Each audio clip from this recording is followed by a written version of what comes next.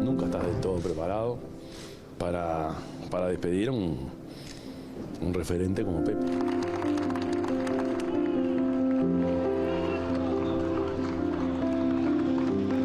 En que la siembra del viejo ahora se transformó en miles. Pepe, no te fuiste.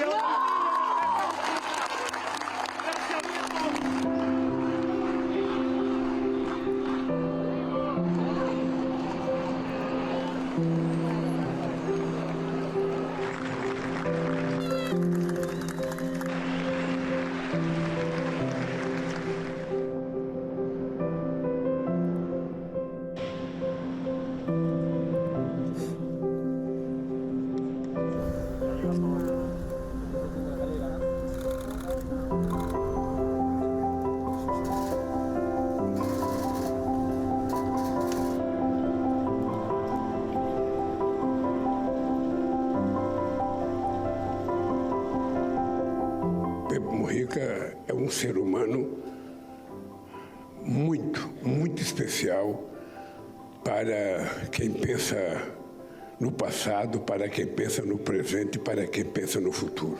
Y si este fuera mi último poema, insumiso y triste, raído pero entero, tan solo una palabra escribiría: compañero. Con libertad,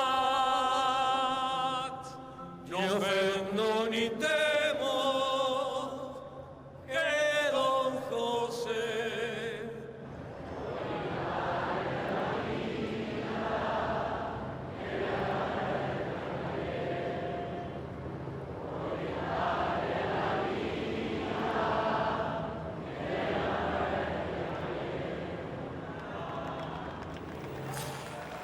¿Qué tal? ¿Cómo les va? Buenas noches para todos y bienvenidos a Séptimo Día, el periodístico semanal de la tele.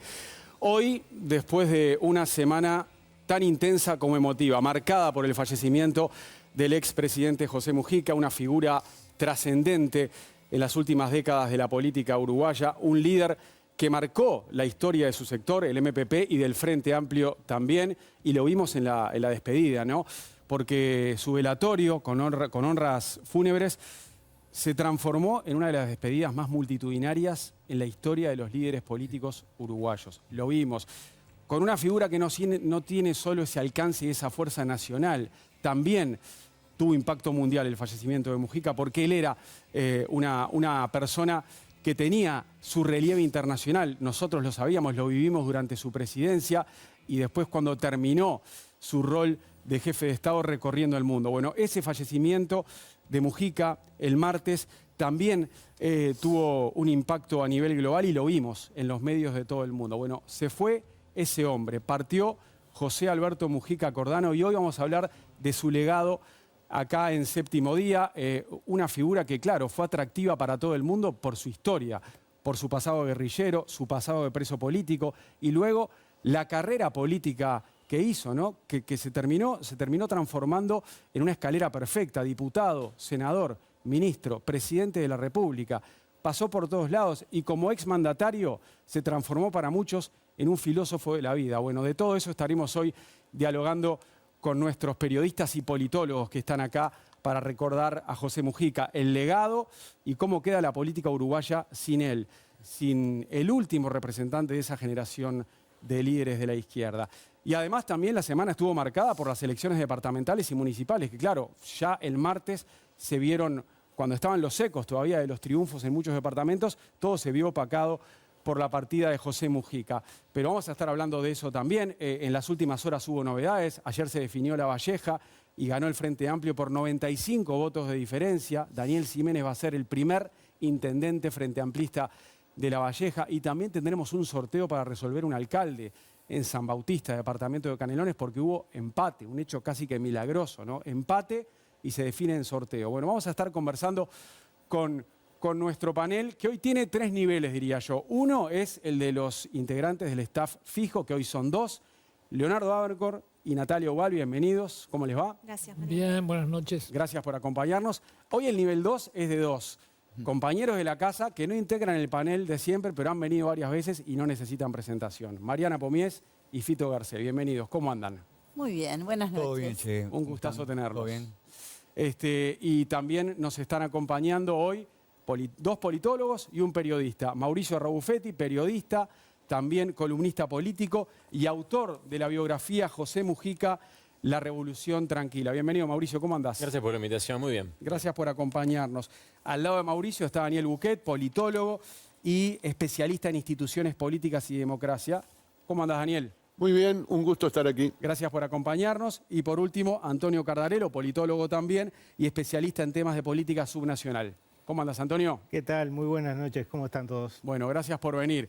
Antes, también queremos recordar algo, ¿no? Porque así como estamos acá en las distintas ediciones de Telemundo y en los programas de la tele, en Desayunos Informales también, desde el martes, enviando nuestras condolencias y nuestro abrazo a Lucía Topolansky y a los seres queridos de José Mujica, hoy tenemos que mandarle un fuerte abrazo a la familia y a los amigos de Belela Herrera, ex vicecanciller, una luchadora por los derechos humanos, que fue subsecretaria de Relaciones Exteriores entre los años 2005 y 2008, justo los mismos 3 años en los que Mujica fue ministro de Ganadería.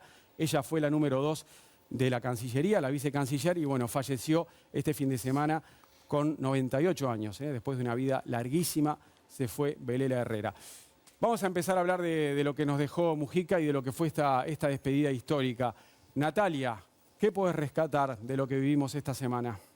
Bueno, antes de hablar de Mujica, me gustaría también decir que Belela Herrera fue una persona excepcional y quería mencionarla. Obvio. Una persona que rescató a los perseguidos por la dictadura de Pinochet, pero que además hasta en sus últimos días estuvo preocupada por distintas personas. En los expresos de Guantánamo, por ejemplo, era una de sus grandes preocupaciones. Cuando ya nadie le importaba o ya nadie se preocupaba por ellos, ella estaba atrás de sus historias de vida y tratando de solucionar situaciones, entonces quería mencionarla a ella. Y respecto al legado de Mujica, se puede decir muchísimas cosas y vamos a hablar de mucho y seguramente nos quede mucha cosa afuera, pero me gustaría mencionar 3 cosas. Lo primero tiene que ver con esa reafirmación, esa valorización de la democracia que hizo Mujica, sobre todo en sus últimos años. Una de sus últimas actividades públicas fue la participación en la Casa del Partido Colorado, con esa actividad de los 40 años de la recuperación democrática. Y desde algunos sectores de la izquierda se cuestionaba que se hubiera abrazado, por ejemplo, con Julio María Sanguinetti. Y él, bueno, a ver, se venían abrazando hace tiempo, ¿no? Hace mucho tiempo, cuando estaban se haciendo un libro despidieron juntos en el Parlamento en octubre de 2020, cuando se juntaron para el libro de Gabriel Pereira, en varias presentaciones, hasta fueron a Buenos Aires. Exacto, no era el primer abrazo. Ahí lo que cuando se conversaba con Mujica, no en entrevistas, pero en charlas informales, y se le mencionaba esta situación, él siempre decía, bueno, hay que ver la coyuntura internacional, más allá del valor de la convivencia entre uruguayos y uruguayas, también decía, bueno, miremos la región, miremos el mundo, miremos el avance de la ultraderecha, de la intolerancia. Tenemos a la otra orilla del río un presidente que está insultando a personas o burlándose por tener determinada ideología. Cuidemos lo que tenemos, decía Mujica también en esas charlas que teníamos, cuidemos lo que tenemos, y mi manera de cuidar lo que tenemos es abrazar esta democracia que hoy tenemos en Uruguay y tratar de cuidarla. Y bueno, ese es uno, creo que, de sus legados, sobre todo de su última etapa, y también la revalorización de la política. Yo recuerdo en los últimos días y después, posteriormente, después que falleció, había periodistas de la región, un periodista de Guatemala que me dijo, Mujica es el único político que yo respeté y que aprecié, porque hay un gran descrédito en algunos países de la región con la política, y yo creo que Mujica le dio a muchas personas una razón como para volver a confiar en la política y en los políticos. Me parece que ese es parte de su legado. Y después 2 cosas más que quiero mencionar. La cuestión de la vocación internacionalista de Mujica, no solamente, digamos, en relación con las políticas públicas. Él, cuando pensaba, por ejemplo, el trabajo, pensaba en la inteligencia artificial en Estados Unidos. Cuando pensaba la producción agropecuaria, pensaba la producción lechera en Nueva Zelanda. Siempre estaba como dialogando entre Uruguay y el mundo, y también llamando a la izquierda a ser internacionalista, digamos, construir redes de confianza y redes de cercanía con otras izquierdas de la región.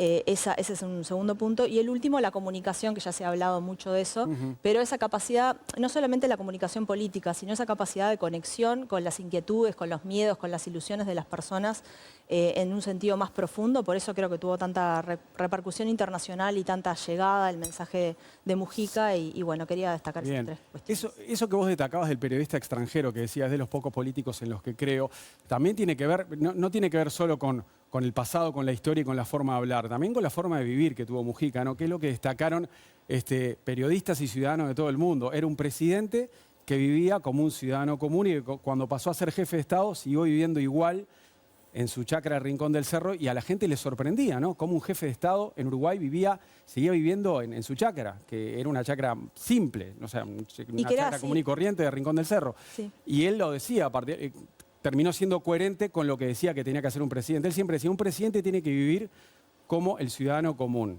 El que quiera vivir como la minoría, que se dedique a los negocios, no a la política. Y lo hizo durante esos 5 años. Leo. Voy a coincidir mucho con Natalia. Primero me gustaría decir unas palabras sobre Belela Herrera también. En el periodo en el que estaba toda la noticia de los presos de Guantánamo, que hablaba Natalia, yo era corresponsal de una agencia internacional y vi de cerca todo ese momento. Ella no solo se preocupaba por ellos, sino que logró ganarse la confianza de ellos en un momento muy especial en el cual, no sé si recuerdan, las señales que daba el gobierno de aquel momento eran confusas. Decía que ellos habían venido acá sin ningún condicionamiento, pero cuando iban a la frontera los rebotaban, no tenían el documento apropiado. Vivían en un limbo muy extraño. Ella hizo de puente muchas veces para que ellos tuvieran confianza en este sistema en el cual habían caído, en este país. Se bañaban en la casa a veces, los recibía, comían en su casa. Y al mismo tiempo con los periodistas siempre, o por lo menos conmigo, siempre fue muy amable, muy atenta. Siempre daba la información que podía dar. Y bueno, todo eso sumado a su vieja historia de luchadora de los derechos humanos. Pero aquel periodo lo vi muy de cerca y fue muy importante lo que hizo en aquel momento para esa gente que estaba en una situación realmente desconcertante. Bueno, ¿y qué te dejó la despedida de Mujica? Sobre Mujica ya he escrito lo que yo pienso. Yo creo que su gran legado acá en el Uruguay es el de la persona que, siendo que tenía un pasado de descreer de la democracia, y no solo de descreer, sino de haber activado en su contra y de haber hecho una guerrilla revolucionaria, en fin, luego la abrazó, luego se convenció de que era lo mejor donde podía trabajar y en lo que había sido derrotado en sus vidas anteriores, triunfó cuando abrazó la democracia. Es decir, triunfó al punto que llegó él mismo a presidente y al punto que también hoy el presidente es uno de sus principales discípulos. Yo creo que ahí está su principal legado, junto con el de tender puentes, lo otro que decía Natalia, es decir, toda su etapa final tendiendo puentes, buscando que el Uruguay no tenga la grieta que tienen nuestros vecinos, buscando que mantengamos esta manera de hacer política en la cual todas las partes pueden por lo menos oírse y sentarse en una mesa. Creo que es un gran legado, lo he hecho mucho lo hizo junto con Julio María Sanguinetti, a pesar de que no era comprendido por algunos, a pesar de que le costaba críticas. Yo creo que ahí están sus dos grandes legados, por lo menos en el Uruguay. En el mundo creo que es distinto, en el mundo se conoce menos la etapa vieja, lo que yo he llamado la vida 1 y 2 de Mujica, se conoce más su nueva etapa, y creo que en el mundo su discurso anticonsumo, su discurso, esa filosofía de vivir con lo mínimo, de no consumir por consumir, de no enroscarse en ganar dinero para consumir, su austeridad, como decía el periodista ese, ¿no? ¿Qué político en el mundo hay con esa austeridad? No son muchos los ejemplos, más bien son muy pocos. La política no es para hacerse rico, era el mensaje de Mujica evidentemente, y era coherente con su vida. O sea, creo que en el mundo el legado es más ese que el otro, que lo conocemos más los uruguayos, que sabemos del pasado de Mujica, de lo que él vivió y de cómo cuando llegó a presidente había mucha gente que decía quién sabe lo que va a pasar ahora, y la democracia siguió el curso que tuvo siempre, y cuando dejó la presidencia siguió trabajando por la democracia y le fue sumando esa tarea de no radicalizar, de tender puentes, que la creo tan positiva, ¿no? Mariana. Sí, bueno, ya han dicho mucho de lo que me parece que sintetiza Mujica. El apoyo a la democracia o su transición que hace desde enfrentarse hasta terminar valorando y hablando de cómo hay que cuidar la democracia. Creo que es un camino que él transita y que ayudó a muchos hoy integrantes del sistema político a transitarlo con él. Creo que llevó con él a otros. Después, en ese camino, la evolución que hizo para la reconciliación, cuando él habla de transformar los enemigos en adversarios. Creo que ayudó mucho a la reconciliación en el sistema político de parte de actores de distintos sectores políticos. El poner arriba de la mesa temas que desde la política no se ponían, como el tema del consumo, como el tema de la paz desde el diálogo, fue un referente a nivel mundial en ese discurso.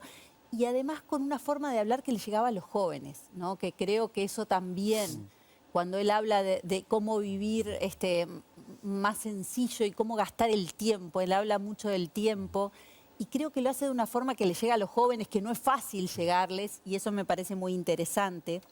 Y después marcaría la coherencia. Creo que su gran virtud del último tiempo fue tener este discurso, pero vivir con este discurso, que es muy difícil. Y además una coherencia tolerante, porque así como él vivía decía, pero yo no se lo impongo a otros. Porque a veces muchos desde el lado del llamado al no consumo lo hacen desde una imposición. Y él lo hacía desde marcar lo tranquilo que podía vivir de esta forma. Y diciendo, pero esto acepto que otros puedan no hacerlo. Y eso también me parece que es un valor. Bien. Mauricio Rabuffetti. Bueno, ellos hablaron mucho de la parte política. Yo cuando publiqué La Revolución Tranquila, que es el libro que vos mencionaste, que más que una biografía es un ensayo, que lo que cuenta es un poco esa ambigüedad, esa dualidad, diría yo, entre el Mujica que era criticado por una parte de los uruguayos o no aceptado por una parte de los uruguayos y el Mujica que era endiosado en el resto del mundo.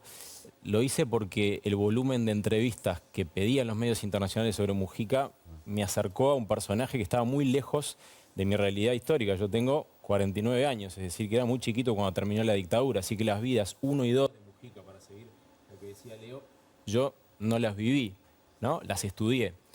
Pero voy a hablar de la persona. Para mí, hablando de un legado, un enamorado de la vida. Un enamorado de la vida. Hasta el último momento, una persona que lo que hizo, lo que nos dejó en los últimos tiempos fue un mensaje en el cual nos dice, muchachos, gente, jóvenes, veteranos, vivan la vida porque la vida es lo más valioso y por eso, porque se va, es lo que tenemos que preservar. Eso fue lo que dijo en Naciones Unidas en el 2013. Eso fue un antes y un después para su vida política porque lo catapultó, digamos, al escenario internacional como un líder filosófico. Y algo más, una enorme diferencia entre lo que pasaba en Uruguay y lo que pasaba afuera. ¿Por qué? Porque nosotros los uruguayos le pedimos a los presidentes, a todos los presidentes, que cumplan, que tomen decisiones, que tengan acciones. Él tuvo éxitos y tuvo fracasos. Pero en el exterior lo que llegaba era el mensaje. No vivieron ni padecieron a ninguno de los presidentes que tuvimos nosotros en el exterior. Y eso hace que Mujica se convierta entonces en una figura trascendente para la imagen de Uruguay. ¿Por qué? Porque no solo abrazó la democracia, se abrazó con quienes fueron sus enemigos. Hoy Sanguinetti lo dijo de una manera que para mí es tal vez la más definitoria, porque al igual que Mujica tiene el don de la palabra, dijo, la paz se hace con los enemigos. Y me parece que eso define muchísimo lo que ha pasado en Uruguay en los últimos 40 años. Algo que pasó que pasa en Uruguay cuando celebramos la salida de la dictadura y el regreso a la democracia, es que se juntan los presidentes que están, los que están vivos y los que ejercen. Y eso es algo que tenemos que preservar y que este hombre, José Mujica, junto con los demás, se ocuparon de preservar. Eso es lo que yo te diría al principio. Yo rescato el valor humano de un hombre que tuvo una transformación a lo largo de su vida, como decía Leo, como decía Natalia, y que lo llevó de las armas a la paz, y a una paz que contribuyó a sostener. Bien. Antonio Cardarello. Sí, a ver, yo reivindicaría dos cosas. En el plano internacional, algo que dijo Natalia, de cómo para mucha gente, en tiempos donde se desconfía mucho de la política y de los políticos, donde muchas veces las noticias políticas lo que prima son las noticias sobre corrupción, sobre los políticos que buscan bienes gananciales para sí mismos. La prédica de José Mujica y su forma de vida lo hacía diferente. Y eso servía para que, si miramos en la política argentina, fuera una figura de referencia, pero en algunos temas tanto para la izquierda como para la derecha.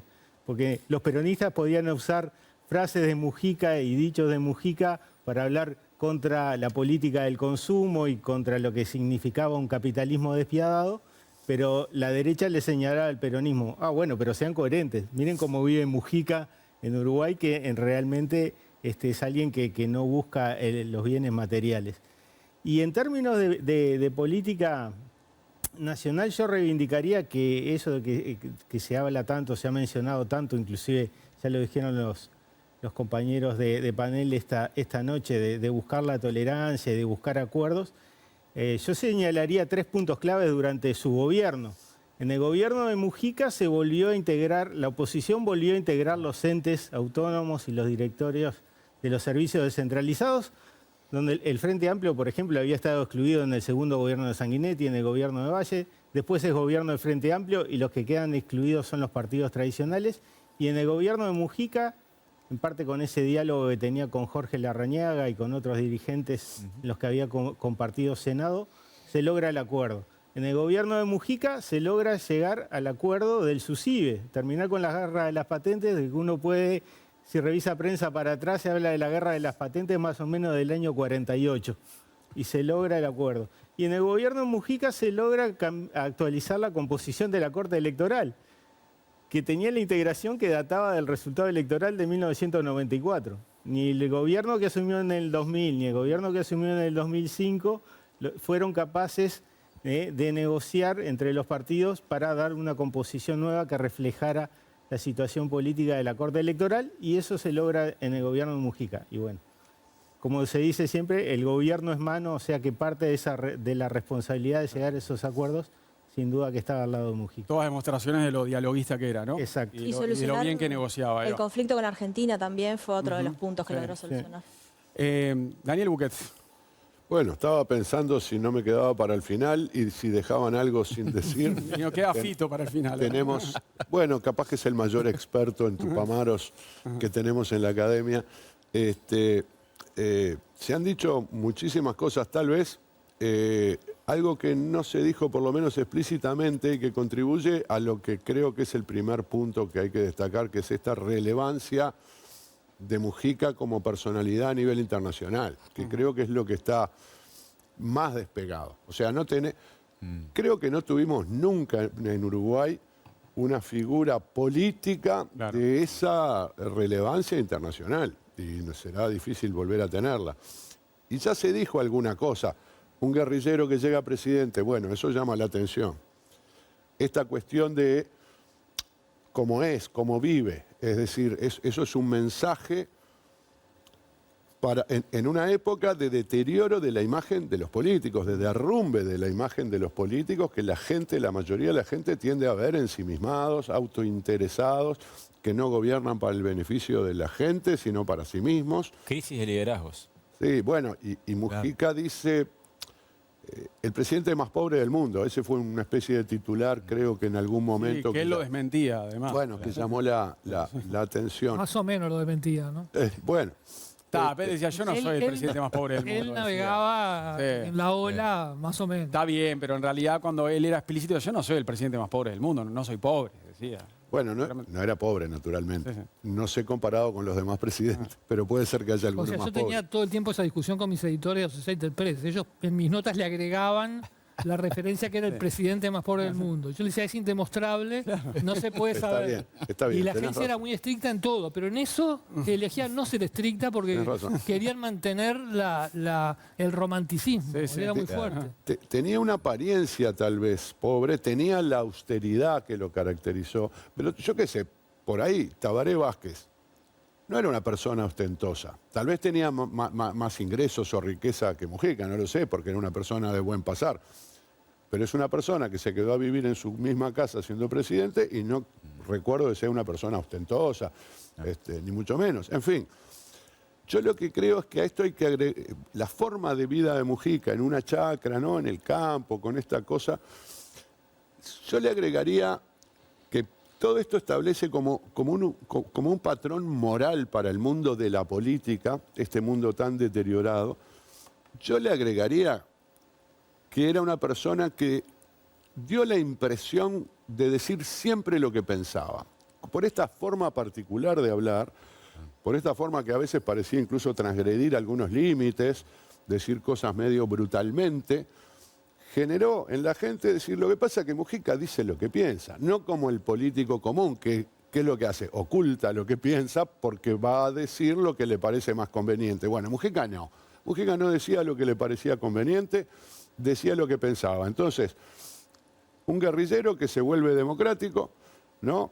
Que da un mensaje al mundo de la política, ponele, de las democracias occidentales, para restringirlo, de que se puede ser un político sin parecer una persona que está allí para beneficiarse a sí mismo, ser honesto, dar la cara, enfrentar la realidad, y eso es, para mí, una especie de ejemplo moral que Mujica le transmitió al mundo y que el mundo recibió encantado, aunque no veo que le sigan mucho el ejemplo, porque... No.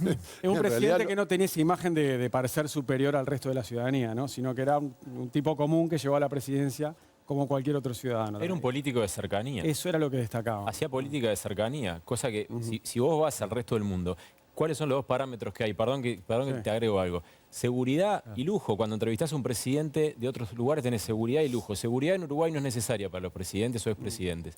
Y lujo va en contra de nuestra idiosincrasia. Sí, yo recordaba que lo único que cambiaron cuando pasó a ser presidente fue poner una garita ahí en Camino Colorado, en la entrada de la chacra, para controlar un poco, porque si no nos seguíamos metiendo a hacerle entrevistas al presidente de la República. Fito Garcés.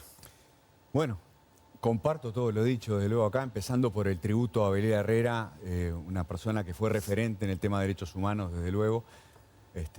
Vale la pena algún día conversar con Enrique Iglesias y que haga los cuentos de Belela Herrera en el Chile de la dictadura de Pinochet, cuando él estaba en la CEPAL.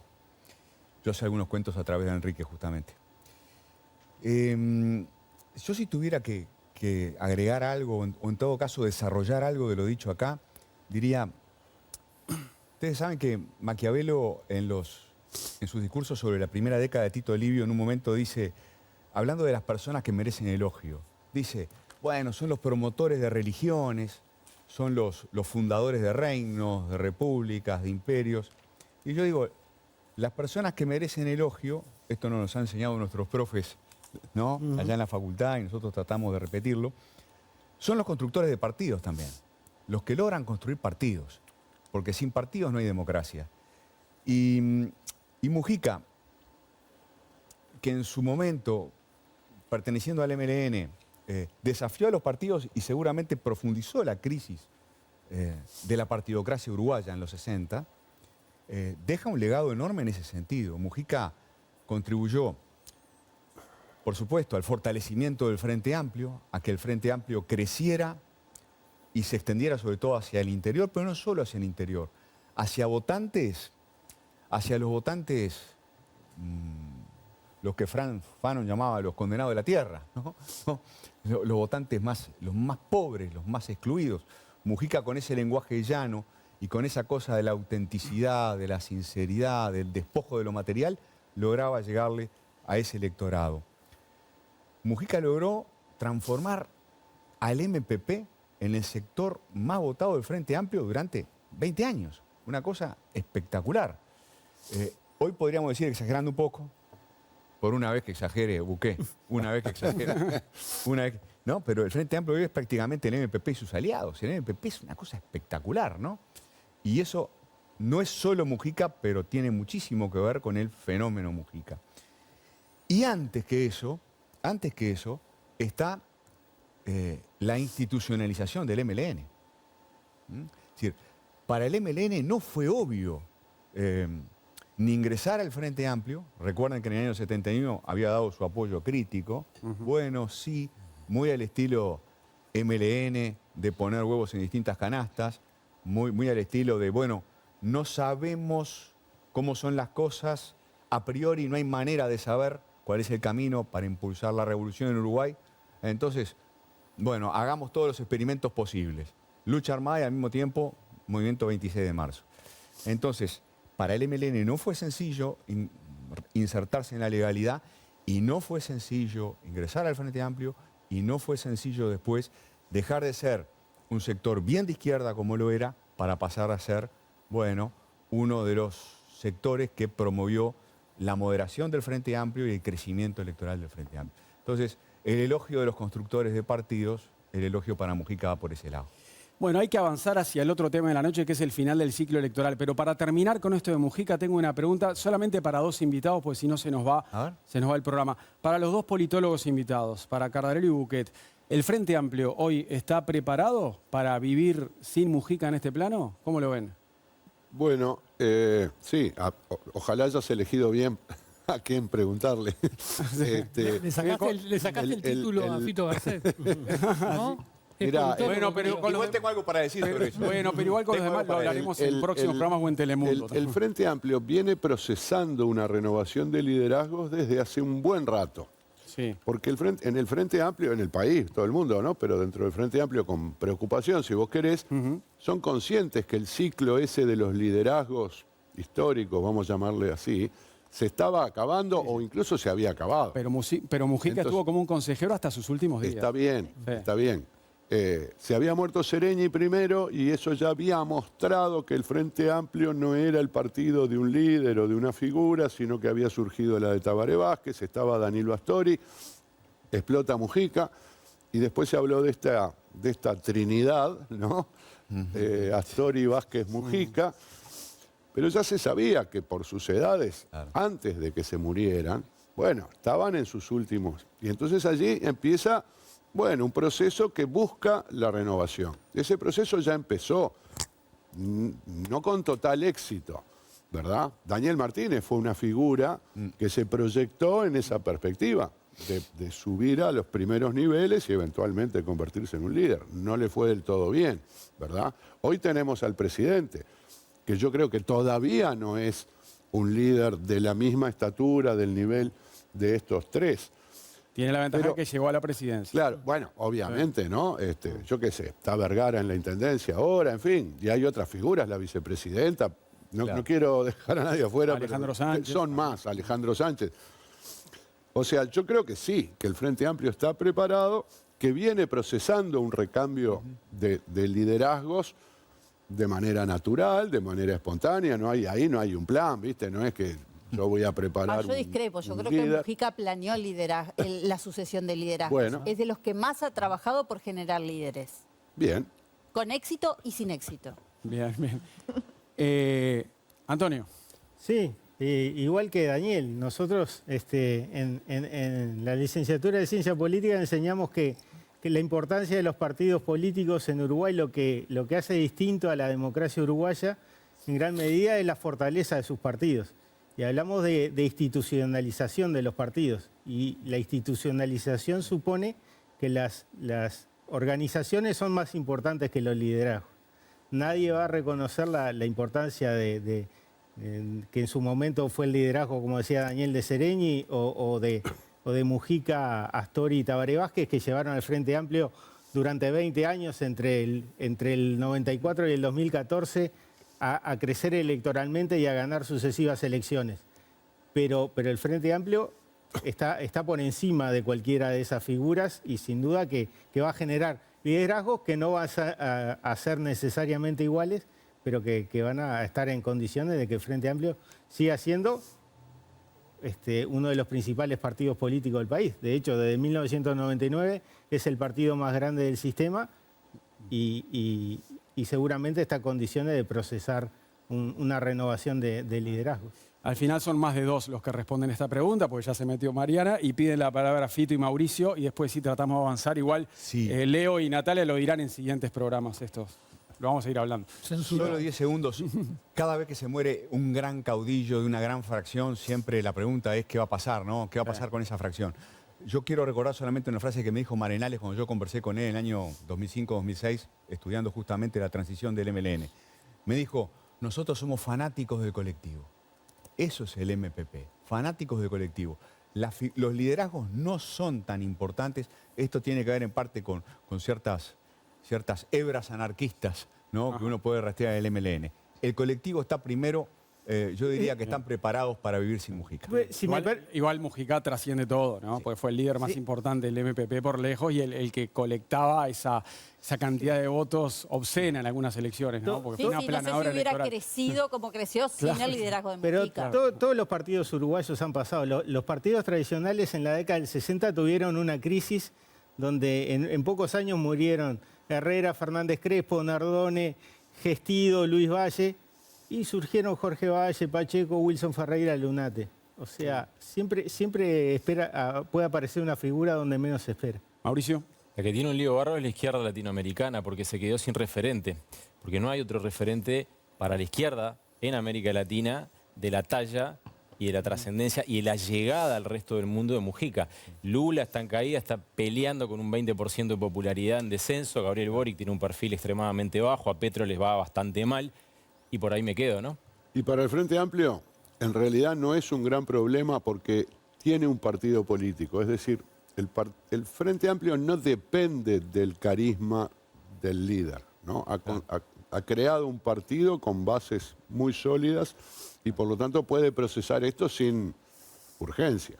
Bien. Bueno, hablemos un poco de lo que dejó este ciclo electoral que ahora sí terminó. Un ciclo electoral que finalizó, obviamente, el día de las elecciones, el domingo 11 de mayo, pero que tuvo sus coletazos hasta ayer, porque ayer tuvimos la resolución y el final del resultado en La Valleja con el Frente Amplio como vencedor. Si habrá sido largo este ciclo. Vamos a ver cómo quedó el mapa. En números, el Frente Amplio recuperó una intendencia y el Partido Nacional perdió una. Quedaron los blancos con 14. Acá tenemos 13 departamentos en celeste, pero en realidad perfectamente podríamos pintar de celeste Salto también, que está anaranjado porque ganó la coalición multicolor, pero como el ganador, el intendente electo, es Carlos Albizu, que es blanco, son 14 intendencias blancas. A partir del 8 de julio eran 15, son 15 hoy todavía. 4 para el Frente Amplio, que tenía 3, y el Partido Colorado sigue teniendo una en ese reducto inexpugnable que es el departamento de Rivera. Lo que se definió ayer, como decíamos al principio del programa, fue La Valleja, donde el Frente va a gobernar por primera vez. Ganó Daniel Ximénez. Daniel Ximénez por 95 votos de diferencia le ganó a Mario García con los observados. Y de esto hablaremos a continuación. Pero antes veamos algunas postales que dejó ese domingo 11 de mayo con varios ganadores. Y comienza el informe con palabras del intendente electo de Montevideo, Mario Vergara.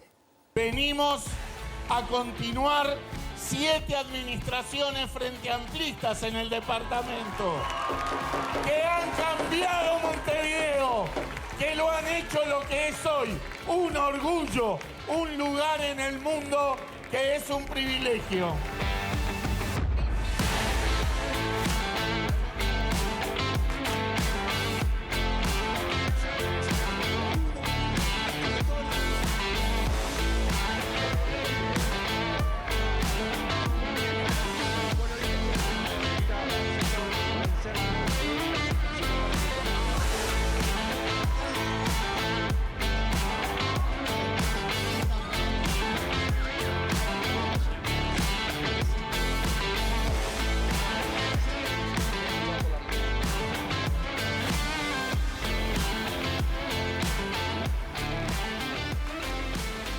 Y acá cada partido hace su lectura positiva, obviamente, porque primero el Frente Amplio podrá decir, yo tenía 3 intendencias, ahora tengo 4, gané, soy un partido ganador a nivel global en estas elecciones departamentales. Y los blancos podrán decir, había dos departamentos en los que el Frente se creía competitivo y le gané cómodo, Paysandú y Rocha, donde el Partido Nacional ganó bien, con holgura.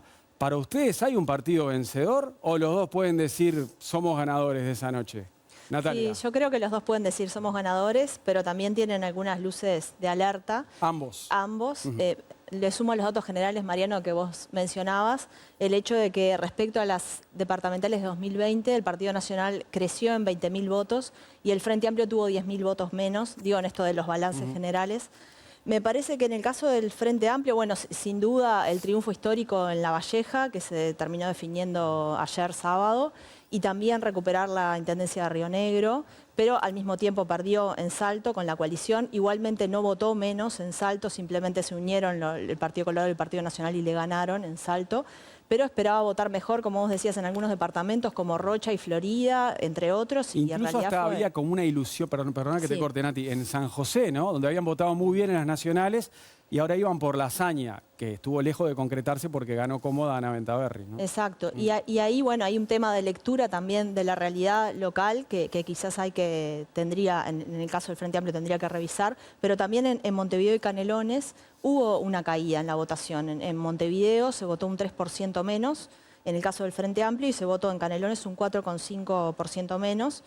Y bueno, las explicaciones ahí en este sábado en entrevista con La Diaria, el presidente del Frente Amplio decía, bueno, en Montevideo la explicación está dada por la gestión en algunas áreas de básicamente limpieza y movilidad, se va a mejorar en esas áreas y va a hacer una votación mejor en la próxima del Frente Amplio. Y en el caso de Canelones mencionaba el hecho de que Leñani no era un candidato todavía demasiado conocido y él tenía la expectativa de que podía llegar a conocerse en la gestión y tener una buena votación después. Pero en el caso de la coalición republicana, también, si bien hay como mencionaba, en la globalidad tuvo más votos que en 2020, tuvo triunfos muy destacables como el de Nicolás Olivera en Paysandú, donde también el Frente Amplio tenía expectativa de ganar y sin embargo ganó con mucha comodidad. De hecho, subió 10 puntos su votación respecto a 2020.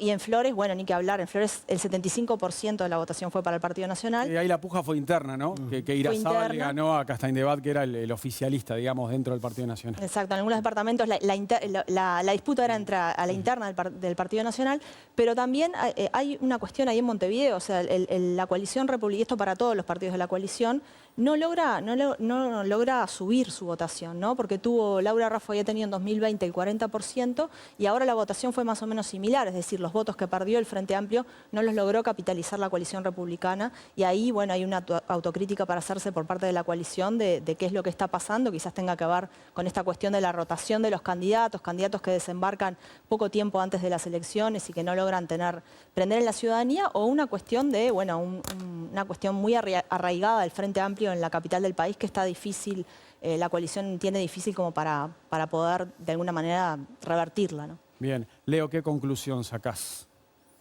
Saco varias. Una que me parece que es un proceso muy largo. O sea, las primeras precandidaturas a la presidencia fueron hace 2 años. Me parece que se extiende demasiado. Yo no me voy a meter en el terreno de los expertos que ahora dirán su opinión, pero alguna reforma hay que hacer para que dure un poco menos. Me parece que 2 años, de 5 años que tiene el periodo de cada presidencia, que estemos 2 años en clave electoral, de discusión electoral propiamente, es un poco demasiado, me parece. Me parece que hubo pocos cambios, que el mapa se mantiene básicamente igual, con una pequeña ventaja, un pequeño triunfo del Frente Amplio al reconquistar al ganar una más que las que tenía, pero es poco, digamos, o sea, es un triunfo exiguo o leve, digamos, frente al Partido Nacional, que aparte, siendo que había ganado la presidencia del Frente Amplio, siempre está ese envión que el que gana la presidencia puede arrasar, y eso no ocurrió, con lo cual el Partido Nacional se siente que le fue bien también, digamos.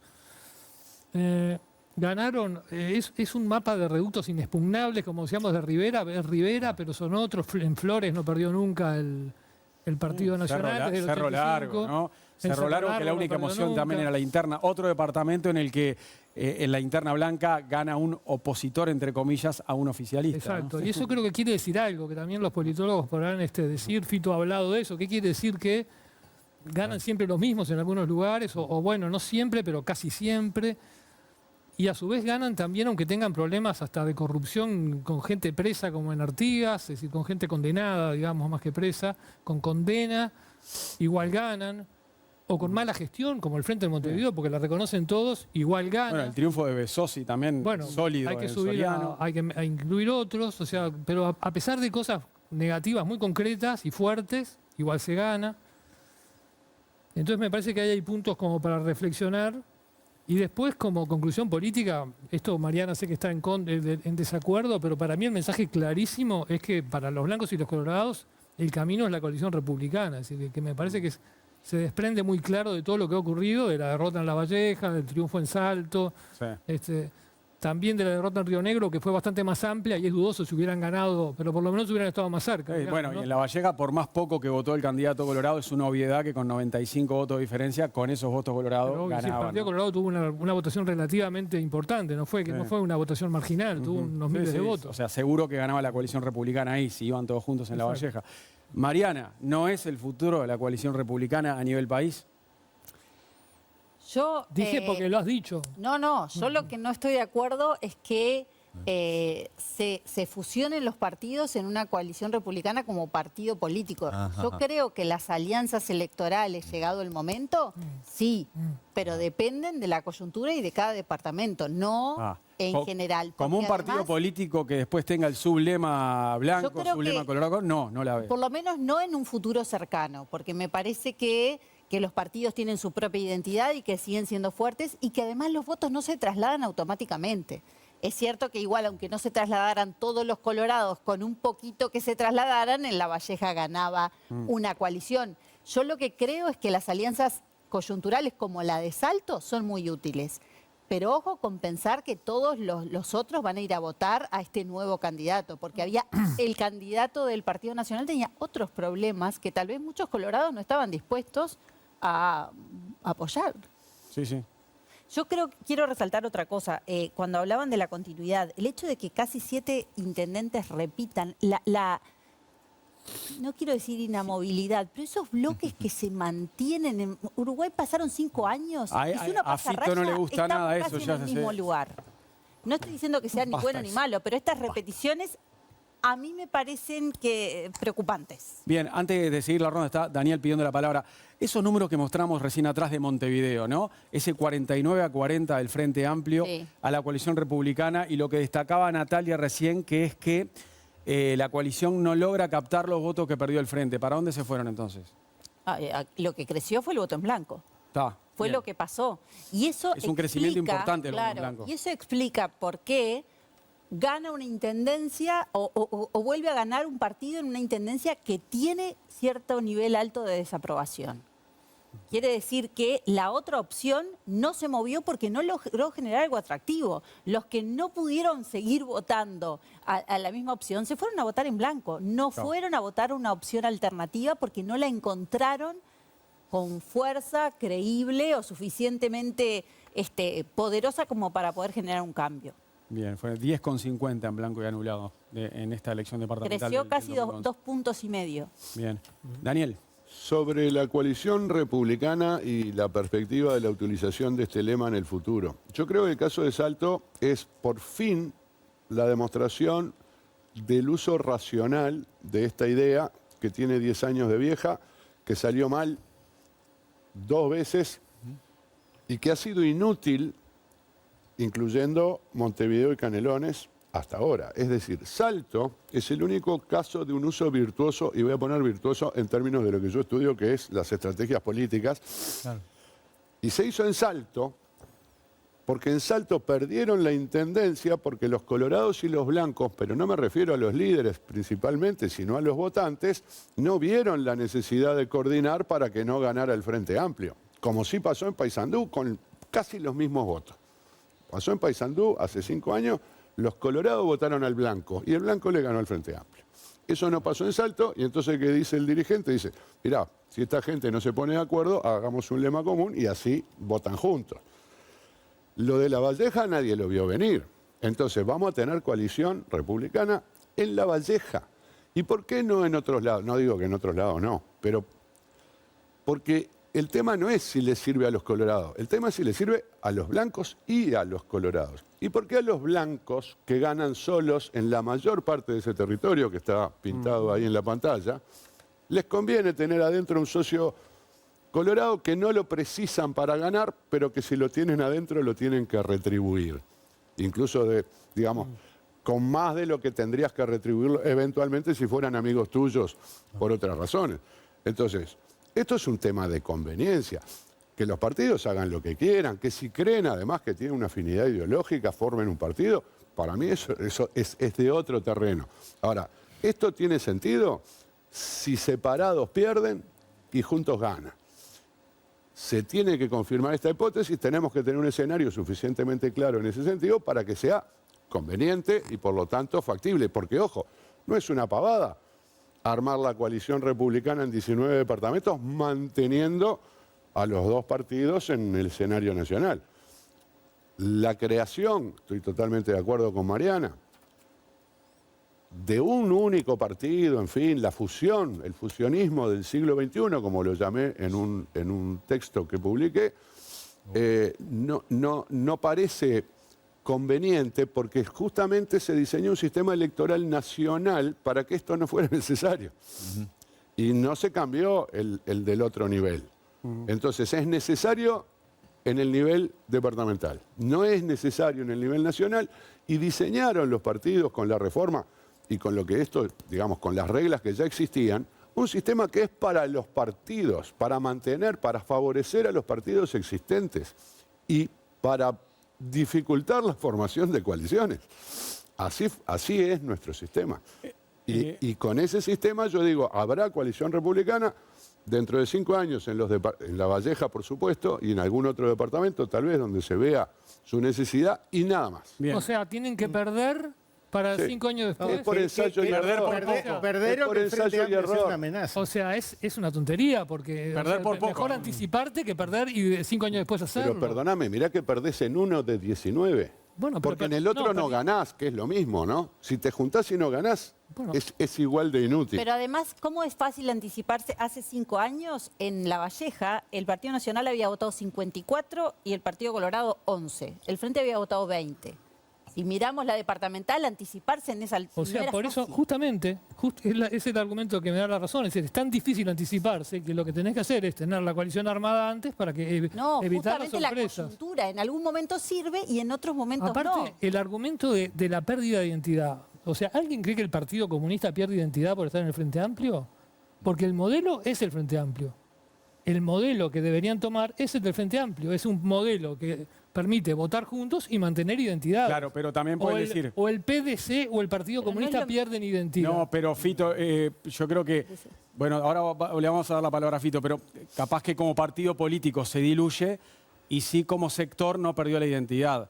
El Partido Comunista no perdió identidad de ningún punto de vista. Bueno, pero probablemente los colorados digan, yo no quiero diluirme como partido político y pasar a ser un sector fuerte de la coalición Qué republicana. raro que entonces Sanguinetti y los principales líderes colorados están de acuerdo y son los principales promotores de eso. Que quizás interpretás mejor el sentimiento colorado que el propio Sanguinetti. A Sanguinetti le gusta la idea, pero a otros referentes del Partido Colorado no les gusta. Yo creo que a la mayoría de los colorados les gusta la idea. Hay algunos referentes del Partido Nacional que no están de acuerdo. De hecho, Nicolás Olivera en estos días dijo, también en La Diaria, perdonen que cite por segunda vez, pero Nicolás Olivera dijo en La Diaria que, bueno, esto es para que los que gritan desde Montevideo pidiendo la coalición republicana en todos los departamentos, fíjense cómo, en línea con lo que decía Daniel, cómo el Partido Nacional no precisa de nadie para ganar en Paysandú y volvimos a ganar, decía Nicolás Olivera. Entonces me parece que la resistencia va más por el lado de algunos sectores del Partido Nacional en el interior del país, en otros departamentos que no son Montevideo, que en el caso del Partido Colorado, que yo he visto bastante uniformidad. Lo que pasa es que ¿no? la coalición se da, de hecho, en la mayoría de los departamentos del interior a la hora de la elección de los gobiernos departamentales.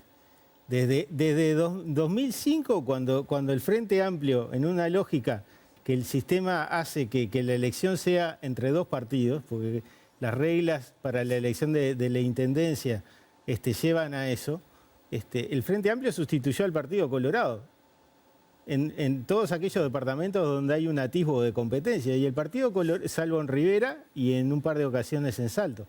Y después el Partido Colorado vota dentro del Partido Nacional. En San José, desde el año 2000, el Partido Colorado abre lista dentro del lema Partido Nacional. En Rocha hubo un candidato colorado bajo el lema Partido Nacional, y hace 5 años había uno de Cabildo Abierto en Rocha, en Salto y en Colonia. O sea, claro que a los líderes departamentales del Partido Nacional no les sirve una coalición republicana. Si la coordinación se da naturalmente y lleva a que colorados, cabildantes, independientes, voten dentro del Partido Nacional. Fito. A mí lo que realmente me preocupa de estas elecciones y de las elecciones a nivel departamental y a nivel municipal es que tengo toda la impresión que la democracia uruguaya funciona mal.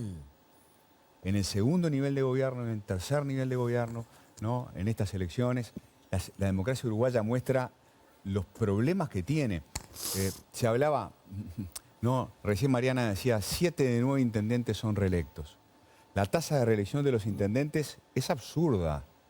Es absurda. Aparte, o es reelecto el intendente o gana su delfín, lo que decimos. Pero, por favor, siempre, ¿no? los intendentes, esto funciona más o menos así. Tenés 5 exsecretarios generales. Claro, generalmente. La probabilidad de ser reelecto de un intendente es muy alta, ¿no? 64%. Claro, él la calculó, ¿no? 64%. Es altísima. Gobierne como gobierne. Te tiene que ir muy mal como le fue a la FLUF o como le fue a Mario García para no ser reelecto. Si no, el intendente es reelecto. Hay 12, acá estoy citando un texto de Antonio y de Ernesto Nieto, ¿no? Corregime, Antonio, si estoy citando mal. Hay 12 sistemas políticos departamentales que en realidad funcionan como sistemas de partidos predominantes. Es decir, que el partido que gana la elección ganó como mínimo 3 elecciones consecutivas. Es decir, en 12 de los 19 departamentos tenemos sistemas de partidos predominantes. Pasa en Montevideo, pasa en Canelones, pasa en Rivera, pasa en Cerro Largo, pasa en 33, pasaba en La Valleja. Che, que no haya alternancia no es lógico. Lo lógico de la democracia es que haya alternancia. Que no haya incertidumbre no es lógico. Lo propio de la democracia es la incertidumbre. Comparen lo que pasó el año pasado a nivel nacional. Hasta último momento todo el mundo eligiendo las cartas, no se sabía quién iba a ganar. Eso es democracia. Que haya alternancia es mucho más democrático a que no la haya. Entonces, tenemos que, yo no digo que no hay democracia a nivel departamental. Digo, como dice Antonio, como dice Ernesto Nieto, como decimos tantos en la academia, digo que tenemos que tomarnos en serio este problema y tenemos que ir a una reforma del sistema, de las instituciones en el segundo y en el tercer nivel de gobierno. Todavía no tenemos bien los datos de cuánta gente votó en las elecciones municipales. Va a estar en el torno del 40%. Estuvo en el 47% hace 5 años. Cada vez vota menos gente. Ya, seguro menos que en 2020. Ya. Seguro menos que en Montevideo. Montevideo sí, bajó. Igual es bien distinto el nivel de votación en Montevideo que en las localidades chicas. Sí. Pero... Claro. Entonces, yo en realidad simplemente, una vez más, digo, vamos a tomarnos en serio la discusión de cómo mejorar el lado oscuro, ¿no? La otra cara de la luna, la cara que no vemos de la luna, ¿no? Es decir, la luna uruguaya brilla, hay una cara que es brillante, que es la democracia a nivel nacional, pero hay otro lado de la luna que no nos empecinamos en no ver, tenemos que discutir a fondo qué es lo que pasa y tenemos que atrevernos a cambiar. Yo no soy tan pesimista con este diagnóstico, más allá de que es cierto, ¿no? Lo que tenemos que entender es que la política del nivel departamental tiene otra lógica. Hay una lógica que tiene que ver con adhesiones afectivas a los partidos, que eso funciona en Montevideo para el Frente Amplio y en Cerro Largo para el Partido Nacional. Pero también hay una lógica clientelar que le da a los intendentes, que son muy poderosos, la posibilidad de usar recursos con fines electorales, digámoslo así. Pero yo creo que de todos modos, la alternancia es un resultado natural de la democracia, no es la democracia, ¿verdad? Debería haber la posibilidad de alternancia y la alternancia debería ocurrir cada tanto, ¿viste? No sé, 2, 3 elecciones, no sé. Entonces, sí, yo digo, si acá gana siempre el mismo, lo miro con lupa. Ahora, no es siempre así. Una cosa interesante es que Río Negro y La Valleja se evalúa la gestión de los intendentes, aparentemente. Capaz que preocupante es decir, pero y Soriano y Artigas, donde hay unas denuncias tremendas de corrupción, en fin, no sé qué, y la gente los vota igual. Bueno, eso creo que tiene mucho más que ver con el clientelismo.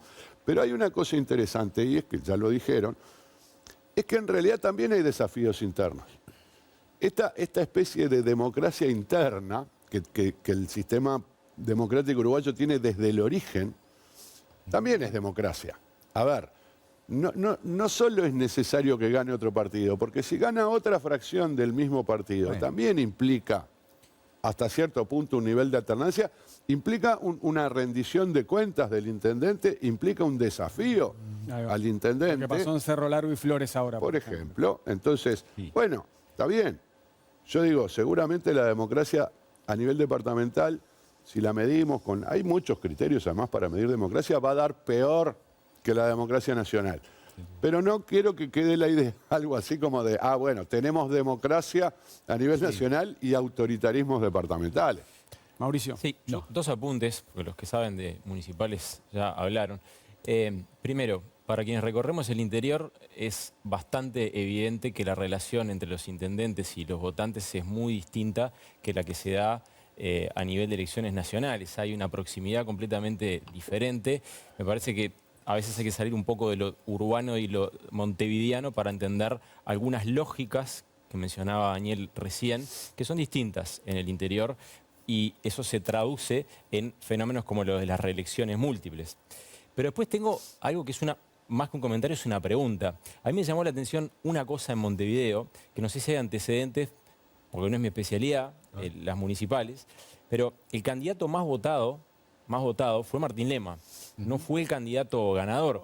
Me pareció inteligente. Ocurrió con Raffo en 2020 también lo mismo. Me pareció inteligente justamente, mirá, yo no lo sabía, no lo recordaba. Viendo hacia atrás, la estrategia del Frente Amplio de abrir un poco el espectro a perfiles distintos le permitió alimentar a un candidato que no traccionaba, como Mario Vergara.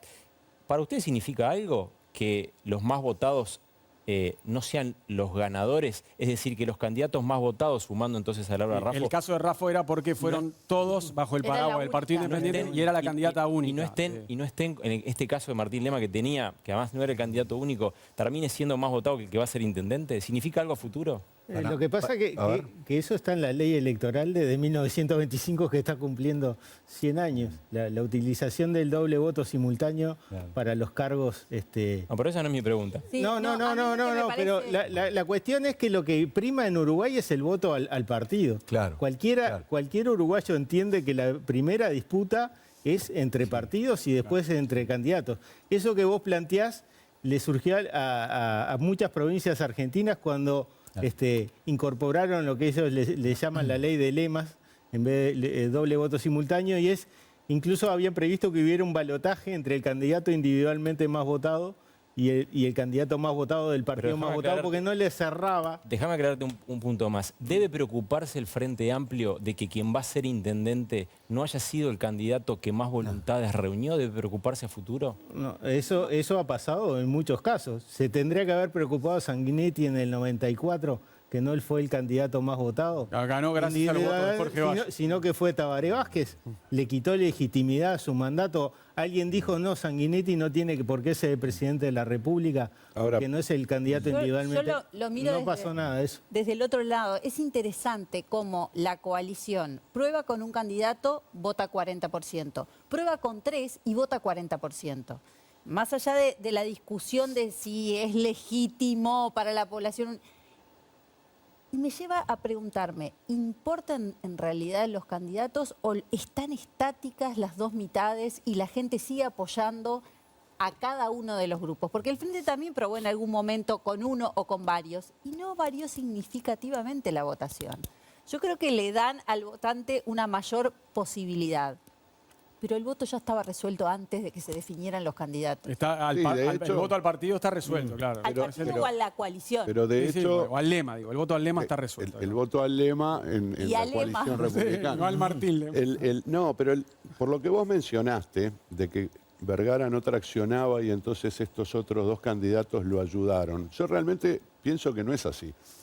Porque los otros dos candidatos, Verónica Piñeiro y Salvador Esqueloto, tenían votos más de izquierda, más militantes, más vinculados, gente más cercana al Frente Amplio, que Vergara, que era más bien un todoterreno.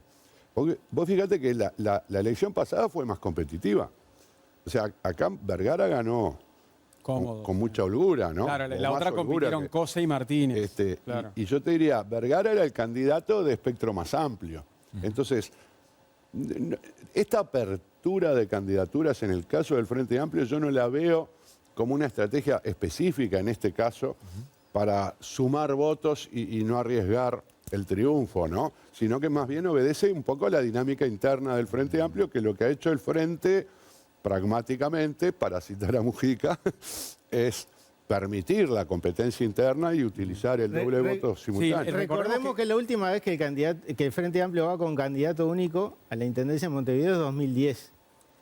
que era una de las cuestiones que había sido identitaria del Frente Amplio de 1971, candidaturas únicas para los cargos ejecutivos. ¿Es la de Ana Olivera esa? ¿La de Ana Olivera? La de Ana Olivera.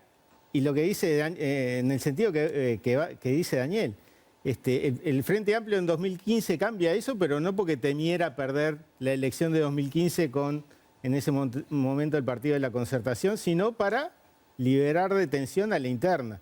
Que compita Daniel Martínez, que en 2010 no pudo, pero que también puedan otros. Sí. Que pueda Lucía Topolaski, que pueda Virginia Cardoso. Sí, exacto. Y recordemos que en 2020 lo que ocurrió fue muy particular en esa interna. Dos que habían competido en las internas para precandidatos a presidentes, volvieron a competir un año después y se invierte. O sea, Martínez le había ganado a Cose, fue candidato a presidente, pierde la presidencia, y Martínez, que al principio no quería ser candidato a intendente, es convencido. Ahí hay un contrafáctico, ¿no? Porque todas las encuestas, Mariana me puede corregir o no, señalaban cuando la elección iba a ser en mayo de 2020 que el favorito en la interna de Frente Amplio era Daniel Martínez. Exacto. Pero pandemia mediante, terminamos votando en septiembre y la ecuación cambió. La dio vuelta a Y reafirmando eso que el Frente lo ha usado como un aliviador de tensiones, es que hay una tercera candidatura, que es la de Villar, para aquellos que no se identificaban. Yo creo que la múltiple candidatura lo que permite es eso, de las tensiones internas, bueno, que cada uno tenga su candidato, aunque sepa que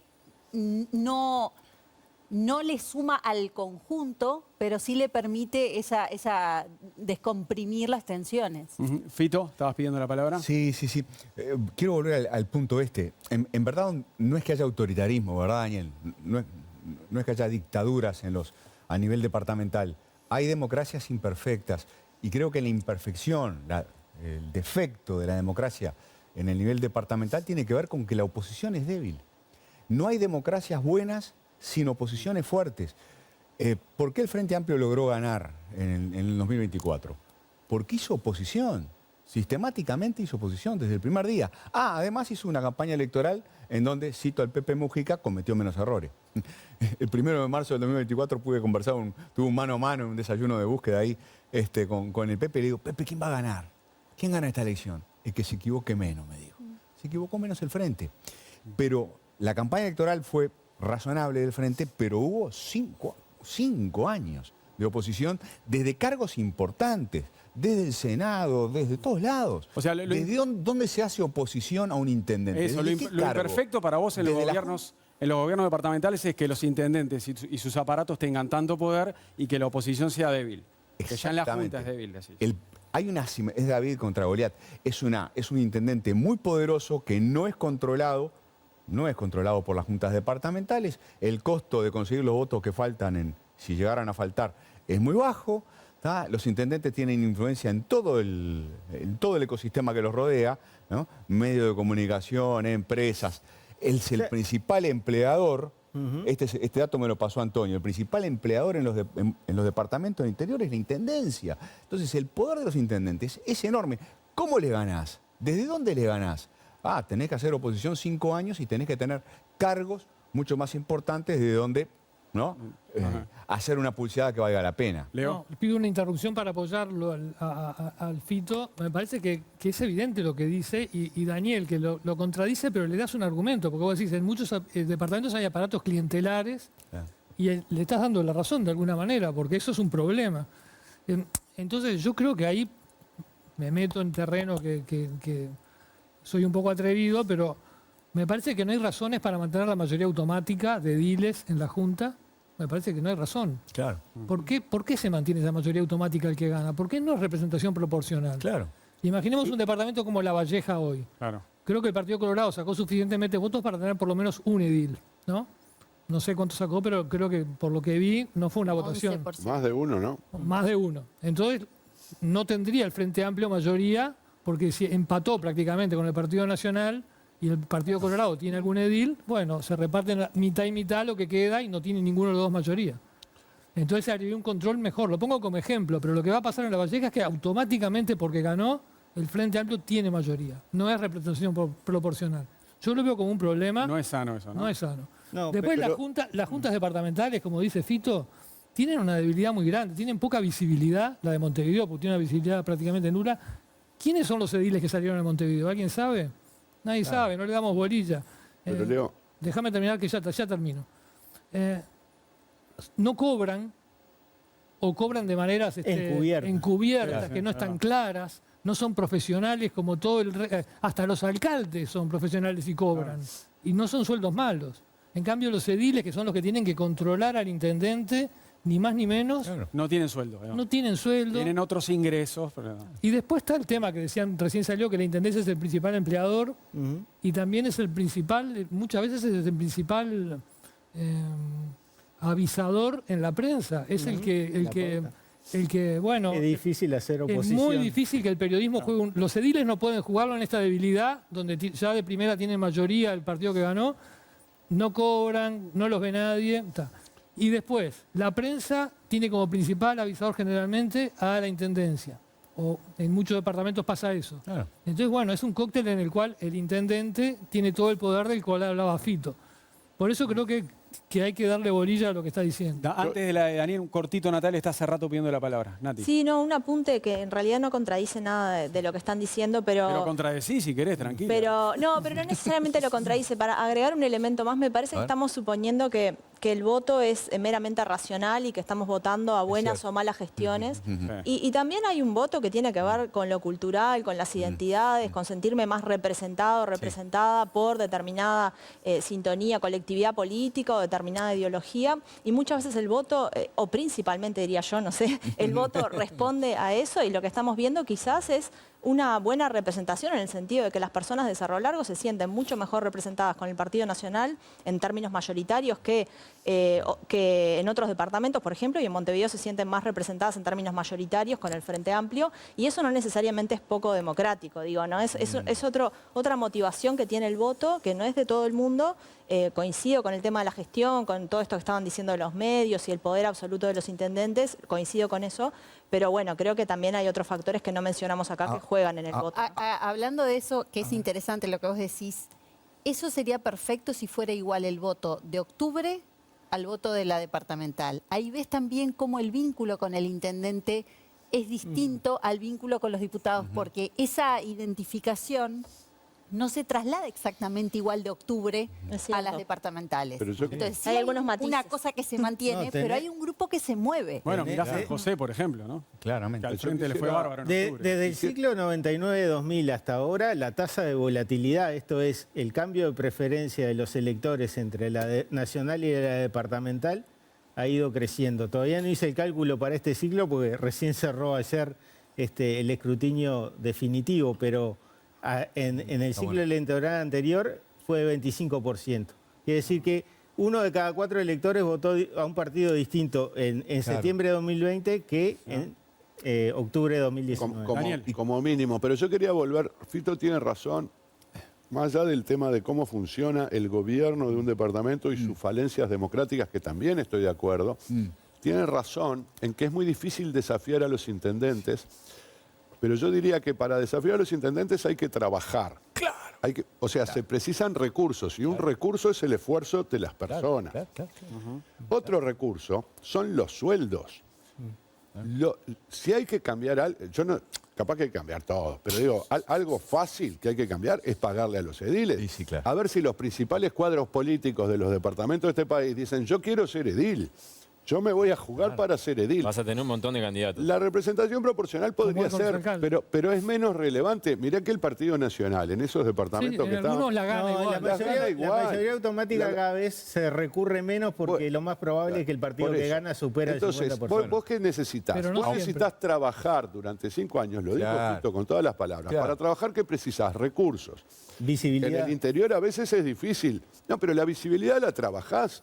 Necesitas recursos, necesitas gente laburando, necesitas plata, necesitas recursos. Pero ¿qué pasa en Montevideo?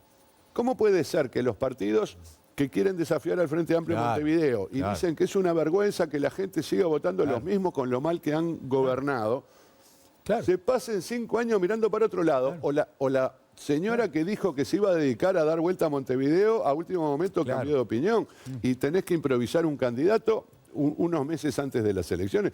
Así no vas a ganar. Del mismo modo que el Frente Amplio no va a ganar intendencias del interior si no hace esto y si el partido, porque para eso están los partidos, Lema era ministro, yo qué sé, pero si el partido si, digamos, no salen figuras departamentales de la Junta, bueno, el partido tiene recursos. El partido puede financiar el trabajo. Ahora dijo la candidata colorada, Virginia Cáceres dijo que ibas a establecer una fundación para estudiar en Montevideo. Vamos a tomarle la palabra. Eso ya lo había dicho Laura Raffo, ¿no? Bueno. Sí. Claro, Laura Raffo después Pero esa es la proponía que dos sectores del Partido Nacional le propusieron ser precandidata, la impulsaron y ella aceptó el desafío. O sea, como entendieron, como los partidos tradicionales comprendieron que el diseño institucional no les ofrece un cargo visible, potente, desde el cual hacer oposición, construyeron los blancos, ese Instituto de Estudios Municipales, que lo lanzó Laura Raffo y después Lo abandonó. Buah. ¿No? Entonces, y tienen que trabajar 5 años y no pueden estar renovando todo el tiempo las candidaturas, desde luego. Y ahora Virginia Cáceres ya dijo que se va a enfocar en eso. Vamos a ver. ¿Y qué tal? Tenemos que hacer, perdón, hay que hacer la pausa. Enseguida venimos y continuamos con este tema. ¿Les parece? Ya volvemos con más Séptimo Día.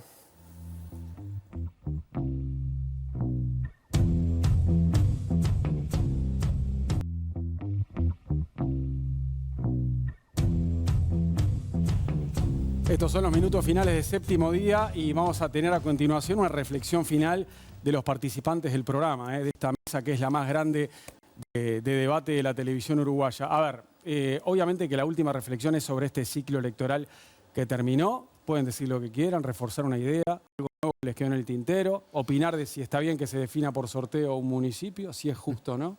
Antonio. Hablar algo de las elecciones municipales, ¿no? Que nos centramos básicamente en las departamentales. Bueno. Nuevamente tuvimos un crecimiento en el número de municipios de los 89 originales a 136. Lo que hemos visto en todas estas elecciones es que la descentralización política ha llevado un proceso de concentración en el territorio porque el Partido Nacional cada vez gana más municipios. Y si bien en esta, en principio gana 83 y hay 18 de la coalición republicana, la mayoría de estos 18 son intendentes también del Partido Nacional, o sea que tenemos una verdadera concentración a favor del Partido Nacional en el tercer nivel de gobierno. Y decir algo de la coalición republicana, que se dice, bueno, no tuvo éxito en Montevideo y Canelones y sí tuvo éxito en Salto. Sí, a nivel de la competencia departamental. Pero a nivel de la competencia municipal tuvo un éxito bastante notorio en Canelones, donde creció en el número de municipios, le arrebató algunos históricos del Frente Amplio, como el de 18 de mayo, como Atlántida, por ejemplo, y se transformó en una fuerza de gobierno. Y le sirvió también la coalición republicana para retener los dos municipios montevideanos. Pero además a nivel departamental para la coalición republicana todavía suena misión imposible. Es un partido dificilísimo, no nada que ver a lo que es el Salto. Disputarle el gobierno departamental de Montevideo y Canelones es muy difícil. Sí. Mariana. Dos temas que me parecen relevantes. Primero, algo que mencioné es cómo el país, cerrando el ciclo, 5 años después, si bien cambia el color de gobierno, se mantiene bastante estático en cuanto a preferencias políticas, con movimientos que llevan a que, es cierto, cambie el gobierno nacional, pero si uno pasa balance, estamos muy parecidos que hace 5 años en cuanto a apoyos populares. Y el segundo tema tiene que ver con la corrupción o con los hechos que se han dado en algunos departamentos y sin embargo los candidatos, los intendentes o los grupos han sido de alguna manera premiados con de vuelta tener los cargos. Yo creo que ahí hay que dejar de echarle la culpa a la gente y mirar al sistema político. El primero que tiene que trabajar para cambiar esto es el propio sistema. No podemos pedirle a la gente, que en realidad tiene que ver con sus intereses personales, su fuente de trabajo, su fuente de acceso a recursos que si no es con el favor del intendente no llega, no se le puede pedir a la gente. Esto tiene que ser el propio sistema, que deje de tener un doble discurso, que por un lado cuestiona estos hechos o sanciona relativamente y después termina premiándolos, apoyándolos. Yo creo que tiene que venir desde ahí el juicio y la condena. Bien. Y no esperar que sea la gente. A partir de ahora, si pueden resumirlo en 40 segundos, mejor. Fito. 30 segundos. Mejor. 2024 versus 2025. 2024, elecciones nacionales, incertidumbre hasta el final, cambio no trivial, cambio nada más ni nada menos que de signo político del partido de gobierno, probablemente más cambio de elenco que de políticas públicas, ¿no? Lo que estamos presenciando es mucha estabilidad, mucha continuidad en muchas políticas públicas. A nivel subnacional, en cambio, muy pocas sorpresas, muy poca incertidumbre, demasiados intendentes reelectos, muchos alcaldes reelectos, ¿no? Agregado, sumado todo esto, ¿qué me da? Me da división del poder, un frente amplio fuerte a nivel nacional, un partido nacional y una concentración republicana fuerte en el interior. Y siempre la división de poder es saludable, el pluralismo es lo más grande que hay. Natalia. Bueno, voy a mencionar el caso excepcional de La Valleja en el sentido de que ha habido una predominancia del Partido Nacional y ahora es la primera vez que triunfa el Frente Amplio en ese departamento. ¿Y a qué se debió? Bueno, básicamente a dos cuestiones. La primera, la división interna y muchos resquemores internos dentro del Partido Nacional por una serie de cuestiones que sucedieron que no voy a tener tiempo de detallar en los 40 segundos. Por ejemplo, un castigo de la gente al acuerdo entre Mario García y Adriana Peña, que eran enemigos políticos. Y la exintendente Adriana Peña eran enemigos. En un momento, el año pasado, hicieron una alianza. Algunas agrupaciones nacionalistas dijeron que no iban a votar a ninguno de los candidatos nacionalistas y otros se sumaron a la candidatura de Daniel Ximénez. Y además el Frente Amplio que presentó dos candidaturas potentes con alcance territorial y en el caso de Ximénez una persona muy reconocida en La Valleja, fue director del Hospital de Minas, médico cirujano, muy reconocido. Gracias, Natalia. Leo. Cuando dije que hacía 2 años que estábamos en campaña era porque, por ejemplo, la precandidatura de Vergara a la presidencia fue, ¿no? La intendencia fue de agosto de 2023. Y ahí empezaron otras también, o sea, y ahí empezó la discusión política. Llevamos prácticamente 2 años, terminamos, vamos a empezar a trabajar porque dentro de 3 años va a empezar de vuelta Se empiezan a reperfilar varios. Exacto. Para ser aspirantes. Uruguayos a las cosas. Bueno. Mauricio. Voy a recurrir a un dicho popular y te voy a bajar el promedio de intervenciones. Cuando hay candidatos corruptos o cuando hay grupos sospechosos de corrupción o probadamente corruptos, los líderes de los partidos los tienen que bajar de un ondazo, no pueden ser candidatos. Bien, Daniel Buquet. Y yo también, cortito, en defensa del ciclo electoral, que no es tan extenso comparado con otros, pero vamos a decir, parafraseando a lo que se suele decir en la Semana de Turismo, llegó el último escrutinio. Mañana empieza el gobierno. Bien, gracias por esta mesa estupenda a todos. Leo y Natalia, nos vemos el domingo que viene. Fito y Mariana en Telemundo o en cualquier momento por acá también. Y los invitados, bueno, volverán seguramente. Gracias Antonio Cardarello, gracias Mauricio Raufetti y Daniel Buquet. Un gustazo tenerlos. Un gusto para mí también. Muchas gracias. Bueno, nos vemos. Gracias, nos reencontramos con ustedes el próximo domingo a las 10 de la noche para hacer Séptimo Día, donde termina y empieza la semana. Chau.